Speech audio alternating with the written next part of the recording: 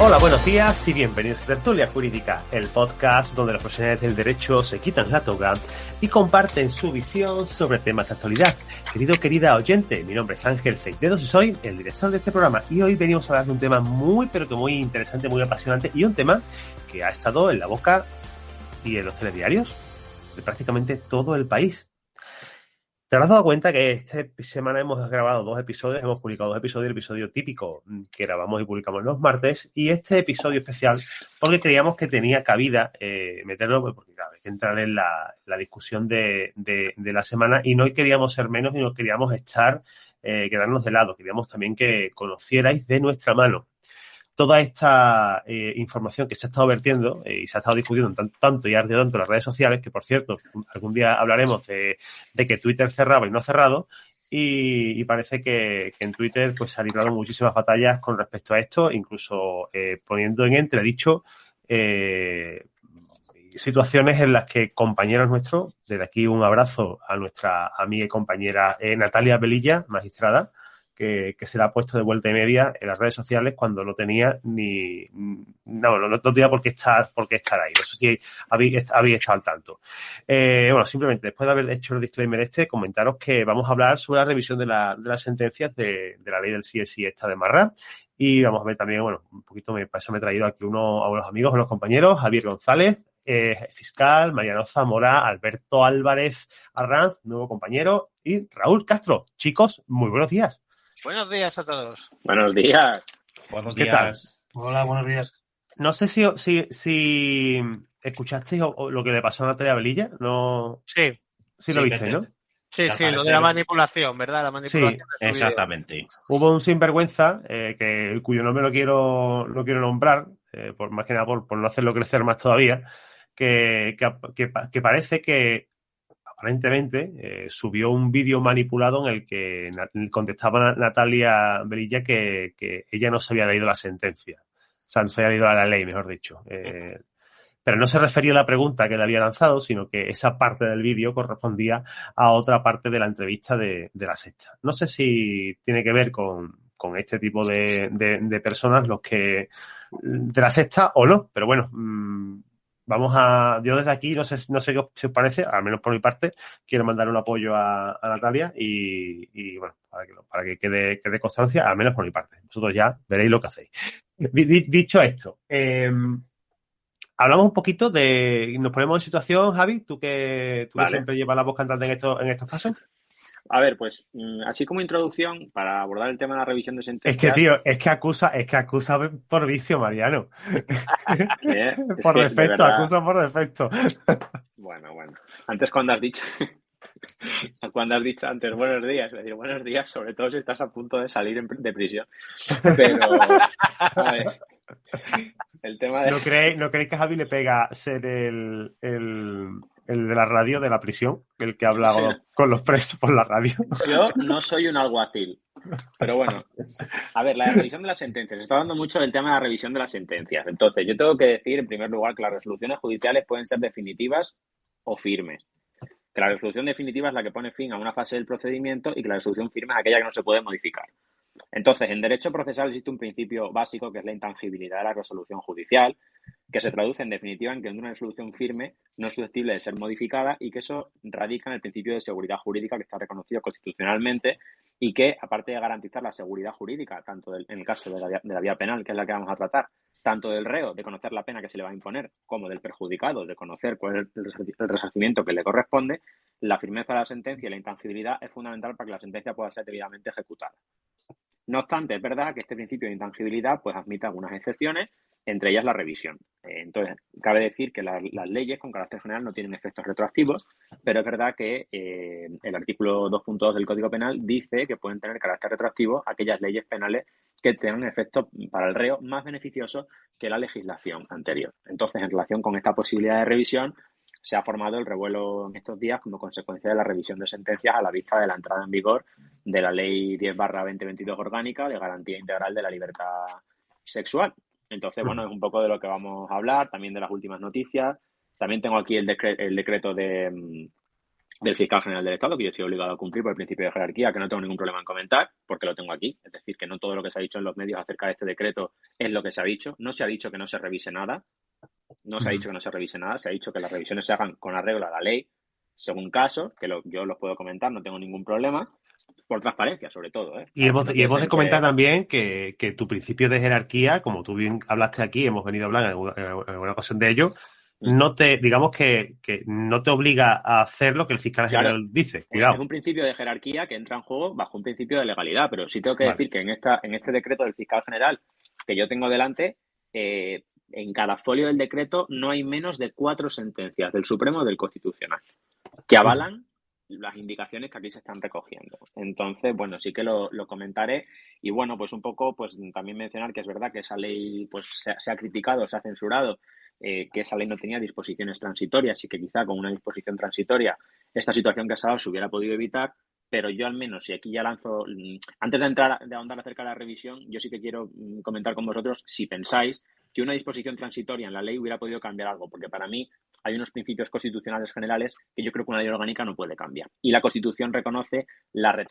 irretroactividad de las disposiciones sancionatorias desfavorables, que lleva consigo como consecuencia la retroactividad de las favorables. Por tanto, tenemos la disposición transitoria segunda y quinta del Código Penal, que vienen a decir básicamente que en materia de revisión, en primer lugar, cuando la norma tenga carácter retroactivo, deberá aplicarse siempre en bloque, es decir, en su totalidad y no por partes. Es decir, que con la norma anterior y la nueva no se puedan hacer por partes y aplicar los trozos más favorables para el reo, debe hacerse de manera integral. En caso de duda, deberá ser oído, también lo dice la ley.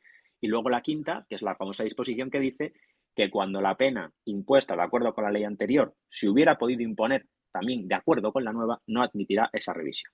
Con lo cual, partiendo de esa base, yo os pregunto si creéis que esto iba a pasar sí o sí o se podía evitar. Yo quisiera un poco primero, de todas formas, porque creo que Javi, pese a que ha hecho una introducción como siempre brillante, se ha saltado lo elemental. Se ha dado, por supuesto, que todos sabíamos cómo era la ley, que en este caso sí, los que estamos aquí, pero no todo el que nos escuche. ¿No? ¿Qué es, en qué consiste esta ley, ¿no? que ha entrado? Esta ley está al alcance de todo y se puede mirar perfectamente y aparte de otras disposiciones y de otros cambios, ha habido 2 grandes cambios. Ha eliminado la distinción que existía entre abuso y agresión sexual y por ese hecho de que todos los tipos, todas las conductas que pudieran ser consideradas delitos contra la indemnidad sexual de ese sentido, de ese marco, se han metido todas dentro de un mismo tipo, dentro de un mismo delito. Se ha puesto una horquilla punitiva que es más baja en el límite máximo, pero también el límite mínimo, sobre todo para las agresiones, porque se ha intentado un poco igualar, meter todo lo que era abuso y agresión dentro de solo la agresión que se llama ahora, ¿vale? Y todo el follón que ha habido en este momento deriva de ese cambio normativo donde las horquillas penológicas se han modificado a la baja para que la agresión pudiera entrar dentro del abuso, ¿vale? En base a ello, pues últimamente era algo que podía sospecharse, de hecho con tiempo. Ha habido muchas condenas que se han revisado a la baja, cumpliendo esa ley, como bien dice Javier, que en un principio la retroactividad de las normas punitivas más favorables para el reo se debe de aplicar además de manera automática. Es que es de manera automática, es una revisión de oficio desde mi punto de vista. Y por eso ha empezado a salir gente a la que ya le quedaba un par de años de cárcel, por ejemplo, ¿vale? Que ya habían cumplido el resto de la pena, salvo los últimos 2 años, por ejemplo. Al rebajarse la condena, esos 2 años ya no se entienden los juzgados que ya no pueden cumplirlo. En este punto tenemos 2 diferenciaciones. El que se le baja la condena, por ejemplo, porque antes el mínimo eran 6 años y ahora el mínimo son 4 y se le baja de 6 a 4. Y al que se le baja la condena porque estaba condenado al máximo, que eran 15 años, y ahora ha bajado, me parece que a 12, si no me equivoco, ¿no? O a 5 y ahora son 4. Vale, 5 y 4 sí, hay casos sueltos. 15 y 12, ¿no? Me parece que es el tipo máximo. Entonces, ¿dónde viene aquí quizá la única controversia que yo puedo entender? Vamos, la controversia que yo puedo entender es ¿por qué se tiene que revisar? Por cojones. Si no, cogemos y quemamos la Constitución. Me da igual. Lo dice así y hay que rebajarla de oficio. Por cojones si se bajan los tiempos penológicos. Siempre que grabo un podcast contigo, Mariano, hablas de quemar cosas. Sí, es que he hecho mucha adquisición. A este respecto, vamos a ver, sí que entiendo que a lo mejor la controversia que ha surgido es más social y política que jurídica realmente, por lo que a mí me respecta. Lo que pasa es que, claro, al tener toda esta controversia en la base social, pues siempre afecta a la esfera jurídica. Vamos a ver.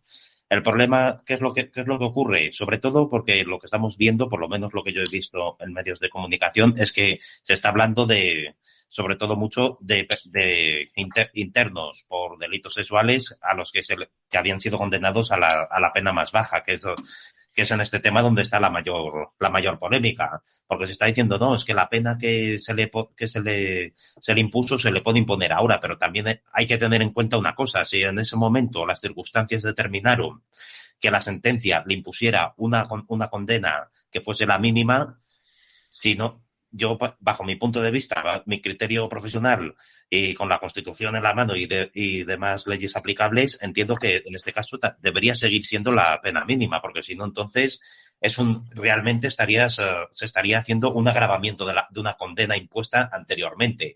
Ese es mi punto de vista. A ver.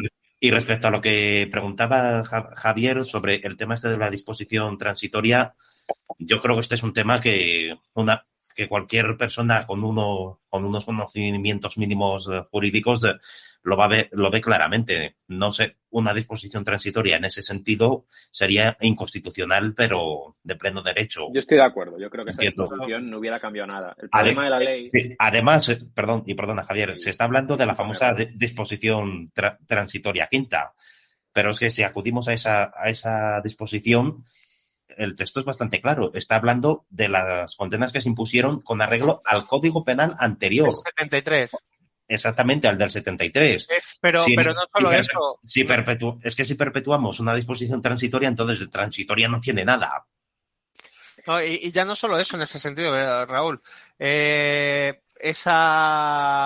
Todas las modificaciones del Código Penal ponían esa coletilla de esa disposición transitoria, como casi todos los escritos jurídicos que hacemos, por lo menos los abogados, que al final ponemos, esa es la mejor opinión fundada en derecho. Un carajo como un pino, eso no vale para nada. Eso es, hay una coletilla que suena bien y la pones. Y eso es lo que se estaba haciendo con las disposiciones transitorias que se metían en todas esas modificaciones del Código Penal, ¿vale? Lo que está claro es que el artículo 2.2 del Código Penal y el 9.3 de la Constitución dice que se debe aplicar siempre, en todo caso, la más favorecedora para el reo. Y punto final. O sea, esto no se solucionaba con una disposición transitoria, nos pongamos como nos pongamos. Esto se solucionaba con una buena técnica jurídica. O bien, sin publicar ninguna ley, dejar una cosa en el Código Penal que estaba bastante bien. Porque también tengo que decir que si algo estaba bien regulado, eran los delitos sexuales. Es que ahí es donde yo voy. Es que yo creo que hay dos grandes errores en esta ley, desde mi punto de vista. El error más grande es dejar de diferenciar entre abuso y agresión. Ese es el error más grande y meterlo todo en el mismo saco. ¿Por qué? Esto deriva de la sentencia de la Manada y otras similares, donde decíamos, no, es abuso, es violación. A ver, idiota, había abusos que ya eran violación porque tenían acceso carnal, ¿vale? Simplemente la agresión era un subtipo agravado que necesitaba además violencia. Y ahora esa diferenciación en la nueva ley no está tan clara. No está tan clara porque no hay un subtipo, son a base de atenuantes y agravantes y se llama todo igual. Aquí es donde la hemos liado. Ese es el primer punto. Y el segundo punto es, vuelvo a decir, una mala técnica jurídica. Si tú has bajado los tipos, es que no hay más tutía. O sea, no hay más claro. tutía. Pero claro, es que al final tampoco había otra forma. Yo sí que veo, por ejemplo, que la ley parte de un problema de base, y yo ya si me voy a los motivos principales de la ley, por ejemplo, un concepto que se suprime, a mí me parece muy curioso, es que en la ley no hay ninguna referencia a la indemnidad sexual. Se habla siempre de la libertad sexual, no se habla de la indemnidad sexual, que es la que se le presumía a los menores de edad, que se entendía que no tenían todavía quizá la autonomía suficiente para actuar con libertad sexual en el sentido de consentir o no libremente actos de carácter sexual. Y ahí entraba en juego el concepto de la indemnidad, que es el derecho de una persona a no sufrir daño como consecuencia de un acto sexual que se diferencia de la libertad sexual, que es el derecho a decidir libremente qué actos sexuales llevar a cabo, en cuáles participar o en cuáles no hacerlo. Entonces, claro, ya la ley, para mí, pues hombre, parte de un error de base, parte de una, no sé, o sea, los principios inspiradores de la norma, para mí carecen de sentido. O sea, es decir, y luego, otra cosa importante, es que en España, antes de que esta ley entrara en vigor, los actos sexuales no consentidos ya estaban castigados. De hecho, solo los actos sexuales no consentidos se castigaban. No consentidos o que atenten contra la indemnidad sexual de un menor que se entiende que no puede decir que no. Entonces, claro, lo que tampoco puede ser es que aquí se venda o se diga que es que ahora sí, sin consentimiento está penado. No, mire, lleva siendo penado mucho tiempo. Entonces, Javi, ¿qué me quieres decir? ¿Que estamos hablando de una ley hecha en caliente, como se llama? Yo te digo, Ángel, ¿Política? O sea, que estamos hablando de que es una regulación política. No, lo sé, te digo, yo lo que veo un civilista. Es que esta ley, lo único que permite esta ley es que a todo aquel que delinca desde la entrada en vigor de la ley en adelante, en lugar de llamarle abusador o violador, pues será agresor o violador. Ya no será abusador, porque el concepto de abuso no existe. Pero para mí una persona que comete un acto sexual contra otra persona, que está privada de sentido por narcóticos, tóxicos, consumo de alcohol, lo que sea o tal, para mí lo seguiré considerando jurídicamente como un abuso, porque no es lo mismo agredir a una persona, por eso se llama agresión sexual, porque yo empleo mecanismos violentos para vencer tu resistencia. Si yo abuso, me estoy prevaliendo de una circunstancia que te impide defenderte a ti. Con lo cual, lo único que ha cambiado es una cuestión puramente terminológica. Es una ley puramente terminológica que te permite llamar agresor o violador a cualquier persona que cometa un delito de esta naturaleza, pero es una cuestión puramente nominativa. Bueno, Javier, lo que pasa que esto ya se empezó, como digo, con el tema de la manada, que estaban allí. El día que iban a publicar la sentencia a las 12 de la mañana había convocado una manifestación a las 11:30 en contra de lo que decía la sentencia, o sea, media hora antes de que lo que decía. Ya estaba la manifestación en contra de una sentencia que no había sido publicada. Y después, el gran culpable de esto, amiguitos, niños, no creáis que son solo los juristas, o sea, el gobierno que lo ha cambiado. No, el gobierno son unos patanes que no tienen ni putísima idea de hacer leyes y mira, así les va como les va. Desgraciadamente, para todos, por cierto, la culpa la tiene el Tribunal Supremo cuando se saca de la manga la intimidación ambiental en un delito como fue aquel. Cuando para intentar agravar las penas se saca de la manga el concepto de intimidación ambiental. ¿Vale? Que a mí me parece que podríamos haber legislado eso, ¿vale? Para hacer algún hincapié y tener algunas agravantes respecto a eso, para darle un poco de mayor tema y mayor detalle a lo que ya teníamos, pero al hacer sacarse de la manga esa nueva interpretación, también ya se me han sacado de la nueva ley lo que le ha salido de las pelotas para hacerlo, pero tal cual, ¿vale? Entonces a mí me parece que esto ya empezó con el Tribunal Supremo, que fue el que sacó esa barbaridad desde mi punto de vista. Uno de los principales, digamos, problemas de esta ley es que se ha venido vendiendo realmente con un eslogan publicitario. El solo sí es sí, como ha dicho muy bien Javier, las relaciones sexuales sin consentimiento ya estaban penadas. Por tanto, esa parte yo no le veo mucho sentido. Lo que sí que voy a añadir un poco, una nota discrepante. Yo entiendo, a mi entender, y el tiempo dirá si estoy equivocado o no, o si mantengo esta opinión o no, el eliminar esa distinción entre abuso y agresión sexual, a día de hoy a mí me parece que por lo menos no es algo desacertado, porque si vais analizando jurisprudencia, pues veis casos en los que realmente hay una duda entre si puede haber agresión o abuso, que pueden ser las dos cosas, siempre hay problemas y siempre se tendía a calificar como un abuso en las sentencias, lo que no deja de tener unos efectos sobre la víctima que ha padecido ese acto muy, digamos, un poco devastadores. A mi juicio, el eliminar esa distinción sin despenalizar lo que sería el tipo que venía regulado como abuso sexual, no me parece un fallo realmente. Pero bueno, Raúl, pero es que ahora se va. Perdón, Alberto, di. No, nada, disculpa. No, pero vamos a poner un símil entre la diferencia entre abuso sexual y agresión sexual.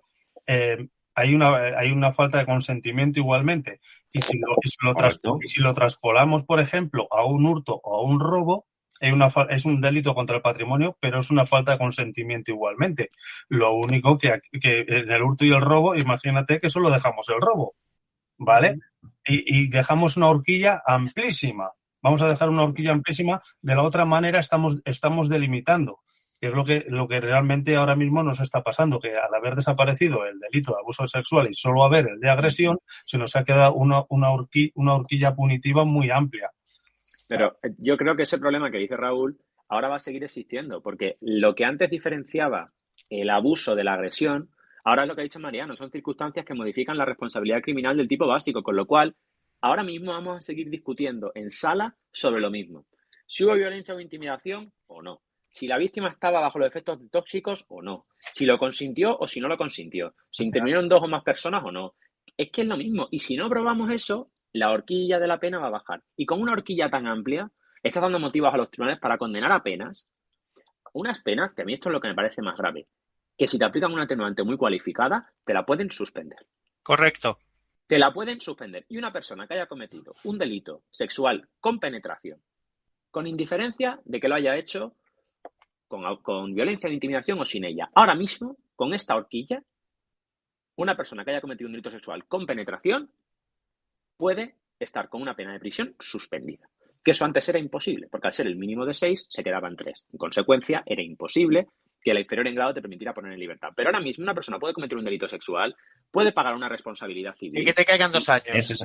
Y te ponen 2 años y te suspenden la ejecución de la pena. Y eso es una barbaridad. Porque yo creo que lo que me parece más grave, ya me lo llevo un poco al tema de las revisiones, es que al final poner a una persona en libertad por un delito de esta naturaleza X tiempo antes del que estaba previsto, porque claro, habrá 2 tipos de revisiones, yo creo ahora mismo. Las revisiones que supongan la excarcelación inmediata de una persona, que para mi juicio son las revisiones que deben practicarse, yo creo que con preferencia respecto a las demás, porque claro, si una persona tiene que estar en libertad, es más urgente que decirle a una persona, oye, en lugar de salir en el 25, sales en el 23. No pasa nada, estamos en noviembre del 22, no urge prisa.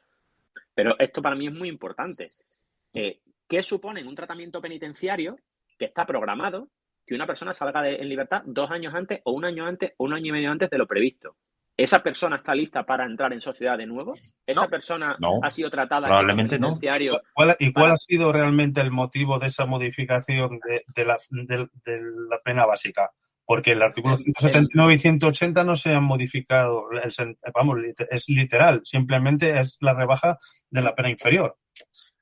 Es que yo insisto, a mí me parece que es que la ley, es decir, es como si hubiera cogido todo lo que había en el código y lo hubiera entremezclado. Y nos encontramos en lo mismo. Y además, un código penal es una norma que tiene que ser sencilla. Un código penal tiene que ser sencillo. Porque la gente tiene que saber lo que no puede hacer. Eso para empezar. En una democracia, el principio de publicidad de la norma supone que el ciudadano conoce la norma y está prevenido de lo que puede pasar si la incumple. Pero que cada vez es más difícil.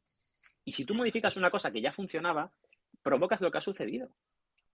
Que es lo que está pasando, y es que esas revisiones se tienen que producir. Es verdad que la revisión, al menos lo que dice el Código Penal, es que nunca quedará al arbitrio judicial. ¿De acuerdo? Pero evidentemente es que se tiene que llevar a efecto. Y hay casos que se tienen que revisar, yo creo, porque es que es obligado. Y además lo bueno de la revisión es que es una cosa objetiva. Si procede revisar, procede. Y si no procede, no procede. Y claro, esta también es una de las cosas un poco que a mí me dan un poco de lástima. Que, en primer lugar, yo sí hay una cosa que en este vídeo voy a censurar, y es el encarnizamiento que se ha producido contra la carrera judicial, la carrera fiscal y la abogacía en los primeros días de funcionamiento de esta norma, que a mí me parece una pasada, porque poco más lo que se estaba haciendo era decir, no revises, y si revisas, prevaricas. No, mira, es que yo estoy prevaricando si no reviso esta resolución. Correcto. Otra cosa es que yo la revise y diga, no procede revisar, que puede ser, o diga, reviso y estimo, o no. Pero bueno, que la revisión se tiene que hacer.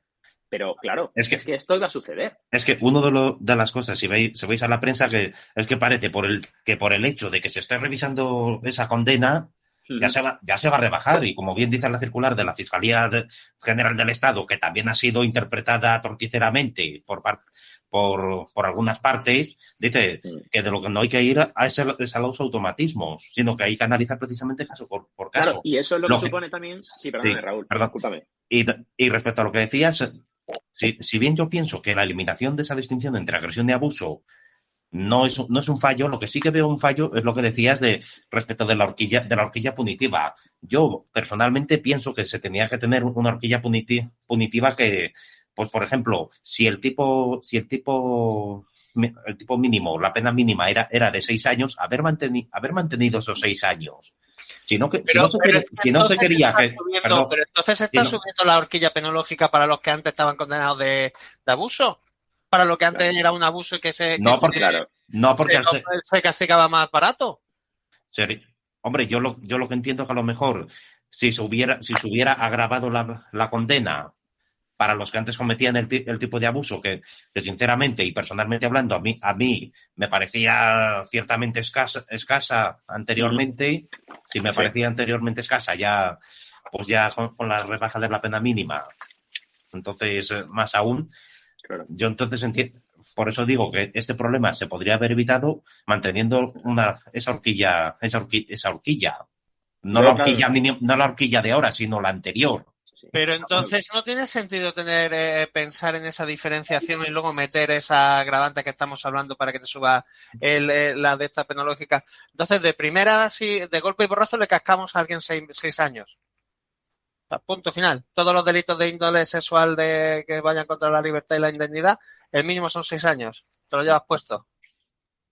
Es que la única forma de hacer esta reforma era bajar la horquilla. Es que no había otra forma, porque si no, el principio de proporcionalidad de las penas desaparece. Que esto también es lo que fundamenta la revisión, el principio de proporcionalidad de la pena. Y eso también, por ejemplo, es otra de las cosas que se ha hablado y sobre la que se ha generado una gran desinformación. O sea, el Tribunal Supremo no puede sentar jurisprudencia en revisión de penas por la Ley 10/22, porque la revisión de pena es de una pena impuesta a una persona con unos hechos probados en una sentencia. Y no hay 2 sentencias iguales en España. Con esto quiero decir que cada revisión tendrá que hacerse de acuerdo con los hechos que se declaran probados sin que pueda dar lugar, y además ya lo ha dicho el Supremo en resoluciones y el Constitucional, a modificar o alterar los hechos que quedaron probados en la sentencia que firme. Por tanto, el Supremo podrá decir que un caso con unas características determinadas se revisará, sí, pero a lo mejor el otro tiene un elemento que permite inferir que procede o que no procede, con lo cual el Supremo no va a crear ninguna doctrina sobre esto.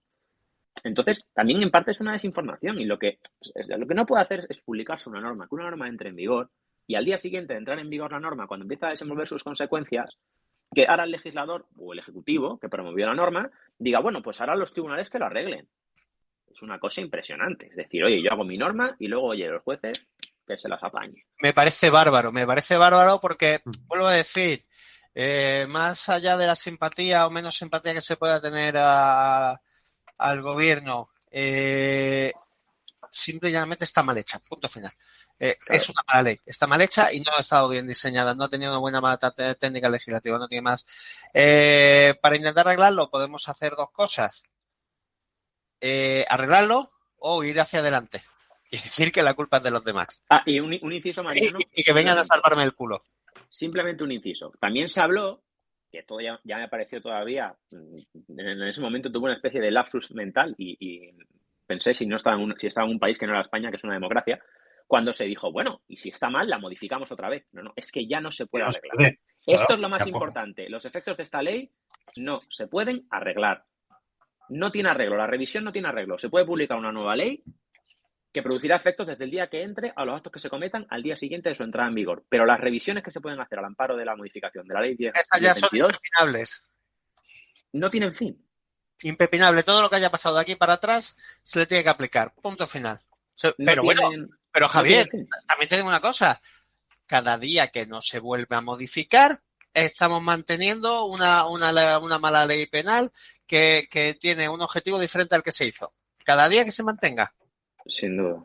Y lo que hay que hacer es coger el toro por las cuernos. Oye, la he cagado mucho, cambio y dimito. Me da igual cómo lo quieras hacer, porque esto no hablamos de política. Pero vamos a cambiar, vamos a solucionarla. Lo que no podemos pretender es, como te dicen, no, bueno, ya a ver si el Supremo me lo soluciona las papeletas y ahora doy caña para ver si tengo algún tipo de interpretación favorable para que digas, ¿viste cómo lo dije? Que es que se aplican mal. Claro. No, perdona, yo aplico lo que me has dado. Es que tengo que aplicar lo que me has dado, no puedo aplicar otra cosa. Y además que el cambio... Eso es de traca, la verdad. Un cambio de norma no vendría a solucionar nada, porque esta ley ya habría estado vigente en el ordenamiento penal y los reos tienen derecho a favorecerse del contenido de esta norma. O sea, Sí. ya está, y eso es así. A mí Pero me digo parece yo, una ya pena. por meternos un poquito en política, ¿vale? Que ya sabéis que de vez en cuando me gusta meterme en esos campos. No, yo aquí no No, quiero no, nada. yo sé que no te vas a meter, pero no, ya es que, tío, me llama poderosamente la atención que un gobierno que pagamos, o el que mantenemos, ¿vale? Que tiene asesores para parar un barco, ninguna cabeza pensante se le haya ocurrido en esa mesa decir esto. Vamos a ver, pero sí. Tal vez el problema de lo que tú estés diciendo radique todo en la palabra cabezas pensantes. Eso te iba a decir, porque quizás no son cabezas, pero no son pensantes. Que a lo mejor, ¿vale? en este caso son excluyentes, son términos excluyentes. Y hacer caso omiso a los diferentes informes que se les han remitido. Ha sido por soberbia, ha sido un tema de soberbia. Yo creo que no había gente suficientemente bien preparada. Los que estaban suficientemente bien preparados no tenían peso suficiente para imponer su criterio. Y además, la arrogancia de la ignorancia que ha hecho seguir hacia adelante y decir, no, yo tengo razón porque tú lo que quieres es, con eso no consigo lo que quiero y a ti no te voy a escuchar. Y era precisamente gente que era ignorante, que no estaba formada jurídicamente. Vamos, tenía la misma formación política con tornillos. Pero vamos. A ver, también es verdad que sí que quiero decir una cosa, y es que también se ha producido, como consecuencia de la entrada en vigor de la ley, un linchamiento contra la persona, en este caso, que era la ministra de Igualdad, que promovió esta reforma. Pero esta reforma es un proyecto de ley que viene del Consejo de Ministros, que es un órgano colegiado y que se ha votado por las Cortes. Correcto. Y que ha pasado por muchos ministerios, por más de un ministerio. Claro, hay una cadena de montaje en la que, o sea, puestos a buscar responsabilidades, yo creo que es que no podemos terminar. Si es que las hay, es que no terminamos, porque me refiero, es que a mí no me importa, porque si uno propone y otro dispone, aquí hay una responsabilidad colegiada de las Cortes y demás, que yo entiendo que esto se hubiera podido, no sé, prever. Y es lo que dice Mariano, que aquí había gente con una formación, en el gobierno hay mucha gente con una formación jurídica que se le debe por lo menos presumir. Porque la presunción es juris tantum, porque como ya todo lo que ocurre a mí me sorprende tanto, yo ya presumo juris tantum, yo ya me vale la prueba en contrario, siempre se admite, pero hay gente a la que se le presume una solvencia jurídica, pienso yo, y jurídica penal. Sí, se le presume. Para saber que esto podía pasar, porque jueces civilistas en el gobierno no hay, o sea, aquí todos han endiñado penas. Todos los jueces que están en el gobierno han endiñado penas y penas bastante gordas, por donde estaban destinados. Entonces, a ver, es una lástima, pero bueno, en fin, ¿qué le vamos a hacer? A mí me da mucha pena que es que los proyectos personales no se pueden hacer leyes. Cuando los proyectos personales de las personas se convierten en normas jurídicas, entonces es cuando nacen las dictaduras. Es que es así. Mi proyecto personal lo hago ley. Ya está. Porque yo lo digo. Bueno, pues fenomenal. Creo y yo no sé que aquí ese es el tema que ha pasado. Que ha pasado mucha gente, que seguro que había gente que controlaba, tenía, pero no tenían el peso jurídico suficiente como para imponer ese criterio, pese a otra facción o como sea de esa comisión legisladora que se haría, que tuvo mucho más peso. Yo el otro día cuando escuché me parece que fue a una señora, que no sé cómo se llama, me parece que tiene de apellido Pam, que si no mal recuerdo era secretaria de Estado de Igualdad, así de cabeza. No lo sé. No lo había escuchado en la vida, la verdad. Viene a sentar cátedra y luego cuando miras que es, efectivamente, sienta cátedra porque es profesora, me parece que tiene de filosofía, tiene la carrera de filosofía. Pues, hombre, no digo que no sea importante la filosofía, es muy importante también para el derecho, pero coño, también alguien que sepa de derecho de verdad. O sea, que sepa más de filosofía, también quedaría de puta madre. Además, yo también un poco lo que veo es que si lo que se quería pretender, no sé realmente cuál era el objetivo de la ley, porque cuando tú modificas un código penal, tú sabes que los efectos sin perjuicio de la revisión es desde que entra en vigor en adelante, con lo cual, si lo que tú quieres es perseguir la delincuencia sexual, no la persigues con una norma de carácter reactivo. Emprendes conductas preventivas para intentar repeler esta delincuencia sexual que se produce en España. Es que esta ley no iba a solucionar el problema. Es decir, poner unas consecuencias reactivas, que encima son más livianas que las que habían antes, no va a solucionar el problema de la delincuencia sexual. Entonces... Bueno, Javi, pero ten en cuenta, mira, ahí un poco como dice tal vez Raúl, en ese sentido, lo que iba un poco con lo de antes, al fusionar abuso con agresión, la agresión ha salido beneficiada, pero el abuso ha salido perjudicado. Ojo. Claro, pero ahí está. Si eso es lo que se buscaba, perjudicar, o sea, o buscar una mayor penalidad hacia precisamente esos delitos de abuso, ¿vale? Que antes que no es abuso, es violación, Javi. Joder, Han dejado la horquilla más grande en manos de los jueces. Que parecemos nuevos, no hay abuso, hay violación, joder. Bueno, si os parece, podemos hacer un resumen un poco así para que... Sí, te iba a decir que hiciéramos un resumen en 4 puntitos para quedarnos con esto y con eso cerrar el negocio. Yo haría un resumen sobre las sentencias que se pueden revisar y por qué se pueden revisar. Así rapidito. ¿Pero hecho por ti o derivado del decreto de fiscalía? No, yo me voy a atender a las normas generales. No. A las normas generales. Generales, Ojo, generales y básicas, simplemente, Simplemente. También te lo digo. Este decreto es mucho más brillante que la ley entera. Pero bueno, en fin. No, en serio. Pero bueno, mira, para ser objetivo, se tienen que revisar necesariamente. Primero, todas las agresiones sexuales en tipo básico que se hubieran castigado con una pena de más de 4 años, porque ahora es de 1 a 4, con lo cual se tienen que revisar. Todas las que se hubieran castigado con una pena mayor que la que esté de la horquilla, porque también se tienen que revisar. Y de igual modo también entiendo que el resto de condenas se podrán revisar, pero en esos casos ya queda un poco al albor de la situación si revisar o no. También se pueden revisar todas aquellas que ahora admitan una pena de multa, porque esa es otra. La escasa entidad del hecho puede conllevar la imposición de una multa, que antes también es verdad que el abuso sexual en tipo básico admitía prisión y multa, con lo cual ahí sí que nada ha cambiado. Pero bueno, cuando admite pena alternativa también se puede revisar. Y luego, evidentemente, caso por caso, también es verdad que si la pena se puede imponer de acuerdo con la nueva norma y se impuso en su momento, según la disposición transitoria quinta, de dudosa aplicación, parece que no se puede revisar. Yo entiendo que habrá que verlo caso por caso. No lo sé. Pero, por ejemplo, si concurrieron circunstancias atenuantes, por ejemplo, y un atenuante conllevó que se te impusiera la pena mínima, que a lo mejor en ese momento eran 6, quizá ahora se te deberían imponer 4, porque como consecuencia de ese atenuante, de igual modo la pena se te vuelve a rebajar. Bueno, pero eso es precisamente lo que el decreto no quiere que se haga, Precisamente el decreto lo que defiende es que si ya estaba dentro de la horquilla, que siguen siendo 6, y 6 sigue estando dentro de la horquilla penológica, que no se proponga esa revisión. Sí, pero dice salvo principio de proporcionalidad. Y caso por caso. Y dice, salvo que sea contrario al principio de proporcionalidad de las penas. Con lo cual... Yo entiendo que el decreto que ha hecho Fiscalía, yo también me lo he leído, aunque no lo parezca, creo que... No, porque lo he leído en internet, macho, y no gano pasta para pantallas.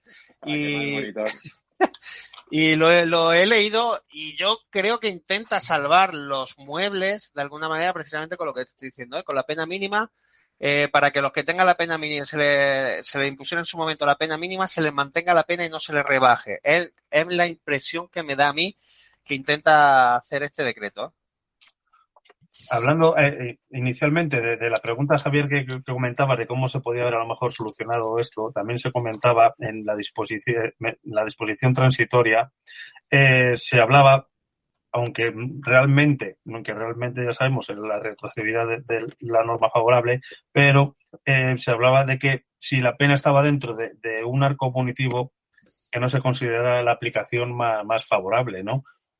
Entonces, se comentaba que se podía haber solucionado a lo mejor metiendo esa disposición transitoria, aunque realmente, claro, no deja de ser también contrario a la retroactividad de la norma, claro. De todas maneras, sí que diré una cosa, que una persona, que yo me ponga, o sea, primero que el caso de que yo informe desfavorablemente una revisión no supone que el tribunal vaya a hacer o no.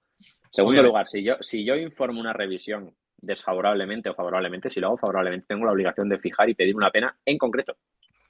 Y en tercer lugar, si yo me opongo a una revisión, yo no estoy salvándole aquí nada a la ministra. Yo estoy evitando que una persona que no debería estar en libertad esté en libertad. O sea, que todavía a lo mejor la ayuda se la lleva la víctima potencial o la víctima pasada antes que... Es decir, que claro, que caso por caso, pero que para mí este decreto del fiscal general, yo sí tengo que decir, y luego ya me voy a callar, es lo último que voy a decir. Para mí, el titular de la Fiscalía sale al rescate del gobierno, no. Sale al rescate de las víctimas. No sale a favor del gobierno y intenta salvar los muebles. Yo te digo, sí, pero los muebles de las víctimas, Mariano, no de la ministra. también te lo digo, para mí oponerme a que una persona esté en libertad porque creo que el delito tiene la gravedad suficiente para que esa persona cumpla la pena que se le ha impuesto, porque creo que es proporcional, porque por ejemplo yo pienso... Javi, pero no me puedes persona... decir eso, no me puedes decir eso porque eso también lo quieren hacer los jueces, ¿vale? En defensa de la víctima también están los jueces y no tienen más que aplicar. Te sorprendería. Yo solo digo, yo simplemente digo que... es decir, el juez te aplica el principio de legalidad, exactamente igual que yo, pero si yo me pongo una revisión, igual que si un juez tampoco la da, lo hará porque por un principio de proporcionalidad. Pero yo simplemente digo que todavía si me opongo, por lo menos estamos, no sé, dificultando que esas penas se modifiquen. ¿Qué es lo que se está censurando? ¿Qué es lo que se está censurando? Yo no estoy diciendo lo contrario. O sea, yo no voy a hacer nunca un dictamen contra una cosa que no esté de acuerdo con la ley. Todo lo contrario. Y si hay que revisar, se revisará. Y si no, pues no. Al final es un informe.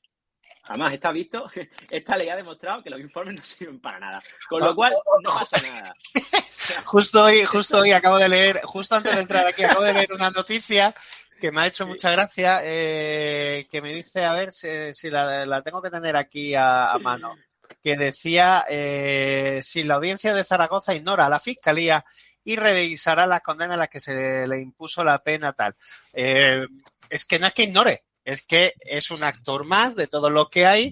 Claro. Y el juez aplica lo que entiende que tiene que aplicar. Claro, es que no tiene que hacerle caso a Fiscalía. Fiscalía. Y ahora que sacáis noticias a la palestra, esa supuesta noticia de que la Audiencia Provincial de Madrid había avisado a los abogados para que pidieran la revisión, como si los jueces de la Audiencia Provincial de Madrid se hubieran puesto al teléfono, oye, letrado, que mira, que pide que revisen la condena, cuando en realidad lo que ha pasado es que han dado traslado a los letrados para que aleguen lo que estimen conveniente sobre eso. Pero es que es de oficio, es que la revisión en este caso debe ser de oficio. Por eso. Es que sin arbitrariedad. Por eso es que habéis mencionado noticias y claro, me ha venido esta en la cabeza. Es un poco más digámoslo, una forma más de la desinformación que existe. Y de la manipulación que existe en torno a esta ley. Yo creo que en realidad esta ley es mucho más sencilla de lo que se ha mostrado en los medios de comunicación y aún así, siendo más sencilla de lo que se ha mostrado, es una ley complicada, vamos a ser sinceros. No, esa ley es una ley que en general está, vuelvo a decirlo, está mal hecha. Teníamos antes una ley que para mí era bastante buena, mejorable, pero bastante buena, porque hacía varias diferenciaciones. Yo creo que ahí sí los juristas en su momento lo trabajaron bien y los legisladores. El problema es que se le ha dado tanto bombo en su desarrollo y en su aprobación que perseguía unos fines y ahora de golpe y porrazo nos vemos que persigue otros fines. Bueno, no, señores, también hay otros fines que los sigue persiguiendo correctamente y sigue siendo eficaz para ellos. Pero es verdad que para este en concreto no. Entonces, pues sí, también se está dando estopa un poco por esa forma tan arrogante y tan a bombo y platillo que se publicitó también. Sin duda. Totalmente de acuerdo. Si no hubiésemos tenido una super ley antes, vamos a decir así, o si no hubiesen sido tan bocazas, pues hubiese pasado sin pena ni gloria.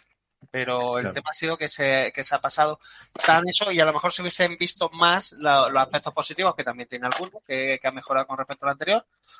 Y a lo mejor, pues bueno, no vamos a verle estos aspectos positivos porque en los negativos le tienen mayor color. Le ganan y le eclipsan en lo positivo. Exacto. Y ahora ya a observar, a ver qué es lo que pasa, cómo se va resolviendo el asunto, según qué caso y demás, y ya está, y aprender. ¿No está en manos de los abogados ahora, por lo visto? Que son los que tienen que decir... Javi, has sonado muy bonito cuando has dicho observar. Parece que te vas a sentar aquí con un bote de palomitas. A ver cómo... Yo sinceramente... ¿Qué cabeza rueda? A Javi lo veo más con la copa de brandy calentita en la mano y con el puro... La pipa de burbujas. La pipa de burbujas y el albornoz. Tú te vas a reír, Javi, pero y el pañuelito por dentro, ¿eh? A mediodía me dice mi mujer, le voy a comprar a las niñas unos albornoces. Digo, ¿y tú te vas a comprar uno? Y me dice, yo no, pero a ti te voy a comprar uno. Te voy a comprar un azul marino con una cuerda, una soga dorada y una pipa de burbuja. Y el monóculo. El monóculo, muy importante. Muy dice, importante. ¿quieres uno con bolsito para meter el reloj? Me ha dicho que sí. Entonces... Bueno, pero bueno, en resumen, que aquí hay un estricto principio de legalidad, ya me callo, un principio estricto de legalidad, de prohibición de la arbitrariedad, y lo que tenga que hacerse en cada caso se hará. Y en todo caso, la resolución de la revisión es recurrible bajo los mismos términos que la sentencia, con lo cual todavía podemos seguir aquí llenando más de trabajo los juzgados y consiguiendo que los señalamientos vayan para 2028 ya. Entonces, nada, que, en fin, hay veces que las normas jurídicas crean más soluciones que problemas, otras que crean más problemas que soluciones. Veremos a ver. A mí me gustaría dejar un par de preguntas así un poco al aire. Primero, si realmente era necesaria esta ley, ¿no? Si realmente era necesario esa modificación. Y segundo, ¿por qué no se han modificado las penas máximas y sí las mínimas? ¿Sabes? Y distintamente, bueno, ya también de la fusión de los delitos que ha habido, ¿no? De la desaparición del abuso sexual. Pero vamos, realmente sí era necesario una nueva ley que modificara el Código Penal y por qué se han modificado las penas mínimas y no las máximas. Es que, vamos, yo creo que son los dos puntos así más fuertes que he visto yo en esta norma, ¿no? Y los más así polémicos. ¿Por qué? Bueno, pues por un lado entiendo que lo que se intentaba también es quizá era excesivamente amplia la anterior, ¿vale? Porque te salía más a cuenta matar a alguien que solamente violarla, vamos a decir así.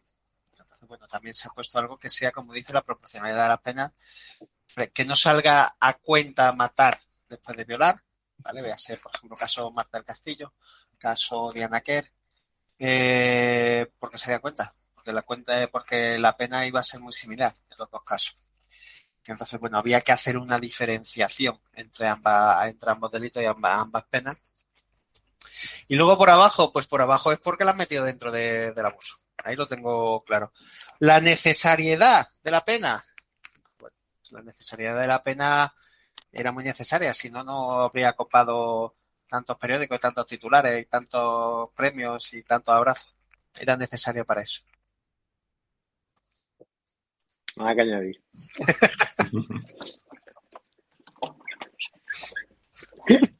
Bueno, yo creo que está claro, ¿no? Vamos a dar por finalizado este episodio, porque además llevamos ya mucho tiempo y creo que va siendo hora de que cortemos, porque podemos alargarnos muchísimo más.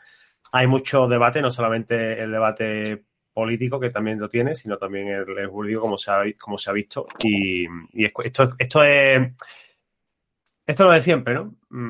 Ya hablamos con los decretos, ya hemos hablado de esto en multitud de ocasiones en este podcast, y al final, tío, para legislar hay que tener mínimo un poquito de base jurídica. O sea, solo un poco. No digo que tengas un doctorado, ¿vale? Pero por lo menos haber terminado derecho, que menos, ¿no? Que tengas haberlo usado siquiera un par de veces. Haberlo usado, haber sido pasante en un despacho, por lo menos. Que menos, ¿no? Que poco, que toca algún papel. Bueno, vamos a dejarlo aquí. Nosotros desde aquí no podemos hacer nada más que ser un poco de altavoz de este conocimiento y hacerlo llegar al mayor número de personas. Y con esto, pues nos tenemos nosotros que dar con un canto a los dientes, porque es lo que podemos hacer hasta la fecha, y entrar en discusiones, peleas y sin argumentaciones por otras partes, pues la verdad es que no merece la pena.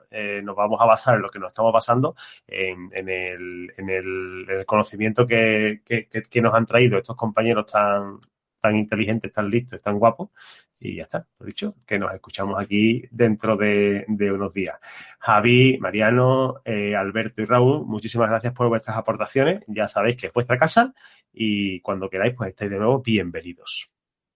Un abrazo. Muchas gracias. Adiós, un abrazo. Y a ti que nos estás escuchando, darte las gracias por escuchar este episodio y por las valoraciones que nos haces en todos los reproductores de podcast, ya sea iVoox, sea iTunes, o sea el que sea, el que utilices.